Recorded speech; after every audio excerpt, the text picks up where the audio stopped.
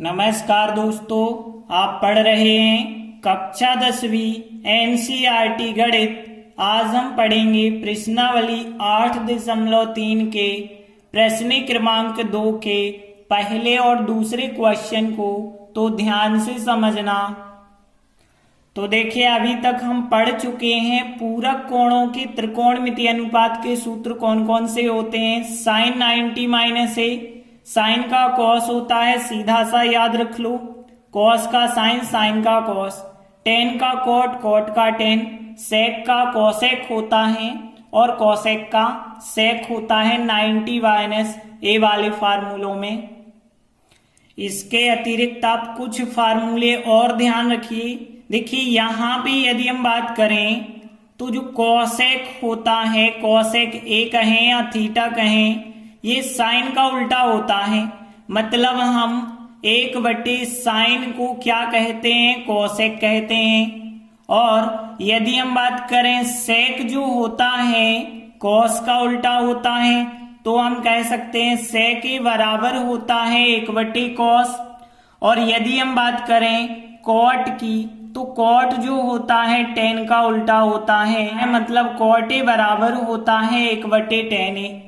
अब देखिए, यदि यहां से तिर्यक गुणा करेंगे तो यहां बटे में 1 माना जाएगा, तो यहां 1 का 1 से गुणा होगा, साइन का कॉसेक से होगा, तो यहां sine A into cosec A बराबर, यहां 1 का गुणा 1 से करेंगे तो 1 आएगा। अब आप ध्यान रखेंगे, साइन और कॉसेक यदि एक साथ आ जाते हैं तो उनका गुणनफल 1 होता है। उसी प्रकार से यहां पे कॉस ए और सेक ए, यदि कॉस और सेक एक दूसरे के साथ आते हैं तो उनका गुणनफल भी 1 होता है। और उसी प्रकार से यदि टेन ए और कॉट ए एक साथ आ जाते हैं तो इनका गुणनफल भी 1 होता है। हम बात कर रहे हैं इन फार्मूलों के विकल्प में भी आपसे पूछ लेते हैं। पूछा जाता है tan A into cot A बराबर क्या होगा, तो 1 होगा, क्योंकि टेन और कॉट एक दूसरे के अपोजिट होते हैं। कॉस और सेक का गुणनफल भी 1 होता है, साइन और कॉसेक का गुणनफल भी 1 होता है। तो देखिए, प्रश्न 2 है दिखाइए की, दिखाइए, दर्शाइए या सिद्ध कीजिए, एक ही बात है। हमें सिद्ध करना है कि इसके बराबर 1 होता है, तो हम क्या करेंगे, LHS साइड लेकर चलेंगे और RHS के बराबर उत्तर ले आएंगे। तो देखिए, हमने LHS साइड ले ली है, 10 48, 10 23, 10 42 और 10 67। अब यहां पे एक चीज ध्यान देना, यहां पे 48 और 23 यदि आप टोटल करेंगे तो यहां पे तो 71 हो रहा, और यहां पे टोटल करेंगे तो 109 हो रहा। तो यहां पे 90 माइनस ए वाले फार्मूला कैसे आप लगाएंगे। 90 माइनस ए वाले फार्मूला हम तब लगाते हैं जब दोनों का योगफल 90 होता है। तो हम यहां क्या कर रहे हैं कि 10 48 ये सभी इंटू में है, तो किसी को भी हम आगे पीछे लिख सकते हैं। 10 48 के साथ हम 10 42 लिख देते हैं। क्यों लिख देते हैं, क्योंकि इन दोनों का योग 90 होता है। और फिर 10 67 के साथ 10 23 लिख देते हैं, क्योंकि इन दोनों का योगफल भी तो 90 होता है। तो यहाँ 48 और 42 का योग 90 हो जाएगा, इन दोनों का योग 90 हो जाएगा। इस वजह से हमने इनको क्रम से व्यवस्थित किया है। अब आपको पता है इन दोनों का योग 90 है, तो 2 में से किसी एक में ही आप 90 माइनस ए वाला फार्मूला लगाएंगे।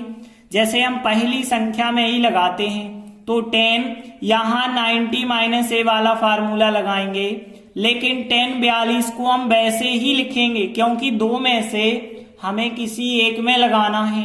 अब देखिए, यहां 48 में जब लगाएंगे तो 90 माइनस क्या लिखेंगे कि 48 आ जाए, तो 90 माइनस बगल वाली संख्या लिख देते हैं, तो 90 माइनस 42 लिख देंगे। उसी प्रकार से यहां इन दोनों में से किसी एक में, जैसे हम शुरुआत वाले में लगाते हैं, तो 10 67 में हम लगाएंगे, बाकी 10 23 को हम वैसे ही लिखेंगे। यहां 67 को हम 90 माइनस क्या लिखेंगे, 90 माइनस बगल वाली संख्या आपको लिखनी होगी। 90 में से 23 घटाएंगे, बिल्कुल 67 ही बचेगा। अब देखिए यहां tan 90 माइनस ए वाला फार्मूला बन जाएगा और यहां भी tan 90 माइनस ए वाला फार्मूला बन गया। और पता है tan 90 माइनस ए का फार्मूला होता है cot a के बराबर। tan का cot बन जाता है 90 हट जाते हैं, केवल a आ जाता है। तो यहां पे हम फार्मूला लगाएंगे तो tan 90 माइनस ए, तो tan का क्या बन जाता है cot, 90 हट जाते हैं, केवल a आ जाता है, मतलब 42। और यहाँ tan 42 में तो हमने लगाया नहीं, तो इसे तो हमने वैसे ही लिखा। और यहाँ tan 90 माइनस a, तो tan का क्या बन जाएगा cot बन जाएगा, 90 हट जाएंगे, a आ जाएगा, मतलब 23। और यहाँ पे tan 23 में तो हमने कुछ नहीं किया है, तो इसे वैसे ही लिखेंगे। अब देखिए अभी हमने फार्मूला आपको बताया था कि cot और tan यदि एक साथ हैं तो उनका गुणनफल 1 होता है। यही बताया था ना कि tan और cot एक साथ हैं, बस ध्यान देना उनके कोण समान होने चाहिए तो उनका गुणनफल 1 होता है। तो यहाँ पे देखें 42 है, मतलब दोनों जगह कोण समान है, cot और tan गुणा में है, तो इनका गुणनफल कितना हो गया, फिर 1 हो गया। और यहाँ पे कोई चिन्ह नहीं, आखिर माना जाएगा गुणा। यहाँ भी देखें cot और tan है, यहाँ भी इनके कोण 1 से हैं, तो इनका भी गुणनफल कितना हो जाएगा, 1 हो जाएगा। आप चाहें तो बगल में लिख सकते हैं कि चूंकि cot और tan का गुणनफल 1 होता है और 1 गुणित 1 करेंगे तो आंसर कितना आ जाएगा, 1। तो LHS साइड हम लेके चले और RHS के बराबर आ गया, तो यहाँ पे हम लिख सकते हैं RHS, मतलब LHS बराबर RHS हो गया। और यही हमें सिद्ध करना था, तो हम लिख देते हैं इति सिद्धम, मतलब यही हमें सिद्ध करना है। तो फर्स्ट क्वेश्चन कंप्लीट हुआ। अगला सेकंड सवाल लेते हैं। तो यहां भी हम LHS लेके चलेंगे और RHS के बराबर लाएंगे। तो देखिए हम LHS लेके चल रहे हैं। अभी यहां ध्यान देना, यहां 38 और यहां 52, इन दोनों का योग तो 90 हो रहा और इन दोनों का योग भी 90 हो रहा, मतलब यहाँ पे पहले से 90 योग दिया है, हमें क्रम से जमाने की जरूरत नहीं है। अब हम क्या करते हैं, इन दो में से किसी एक में 90 माइनस ए वाला फार्मूला लगाएंगे। और ध्यान रखना यहाँ पे हम इस पहले में लगाएंगे, तो यहाँ पे भी आप पहले में ही लगाएं। तो यहाँ पे देखिए cos, यहाँ हम 90 माइनस ए वाला फार्मूला लगाएंगे, लेकिन इस cos 52 को हम वैसा ही लिखेंगे।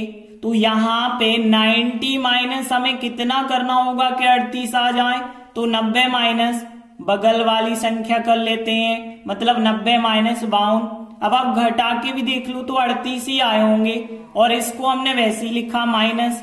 अब देखिए इन दोनों का योग भी 90 है, तो दोनों में से हम पहले वाले में फार्मूला लगाते हैं। तो साइन, अब यहाँ 90 माइनस ए वाला लगाएंगे, लेकिन दूसरे में नहीं लगाना क्योंकि हमें किसी एक में लगाना है।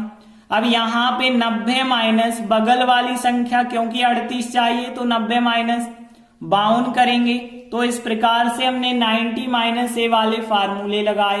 अब देखिए यहाँ पे cos 90 माइनस थीटा है या 90 माइनस ए है, तो cos का क्या हो जाता है, साइन हो जाता है, साइन ए हो जाएगा, मतलब साइन 52।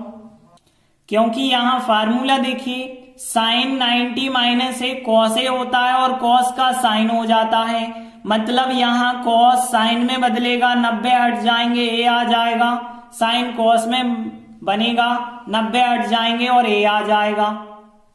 तो यहाँ पे हमने वही किया, cos बनाया साइन में, 90 हट गया, 52 आ गया। और यहाँ cos 52 को तो हम केवल लिखते चल रहे हैं, इसे नहीं बदलना है। माइनस साइन 90 माइनस है, फार्मूला लगाएंगे, साइन का cos बन जाएगा, 90 हट जाएंगे, 52 आ जाएंगे। और फिर साइन 52 पहले से जो लिखे हैं उन्हें लिखते ही चलिए। अब आगे देखिए यहाँ साइन cos है, यहाँ भी तो साइन cos है, बस क्रम से नहीं लिखा है और कोण तो इनके एक से हैं। तो एक चीज ध्यान देना, यदि हम कहें xy माइनस y x, तो एक ही बात है कि वही संख्या धन की वही संख्या ऋण की है। चाहे तो आप क्रम से इसे जमा सकते हैं एक्स वाई के रूप में, तो एक्स वाई में से एक्स वाई घटाएंगे, कट जाएंगे, मतलब 0। तो हम बिल्कुल यही काम कर रहे हैं कि sine bound into cos bound यहाँ पे लिखा है। अब हम इसे क्रम से जमा ले रहे हैं, पहले साइन कर दे रहे हैं, साइन बाउंड, फिर कॉस बाउंड लिख देते हैं। अब देखिए वही संख्या धन की वही संख्या ऋण की है, तो यहाँ पे ये और ये कट जाएंगे, आंसर क्या आएगा 0। और यही हमें आरएचएस में चाहिए था, तो यहाँ 0 जो आया वही तो हमारा आरएचएस है। तो हम एलएचएस साइड लेकर चले और आरएचएस के बराबर ले आए, मतलब यही तो हमें सिद्ध करना था।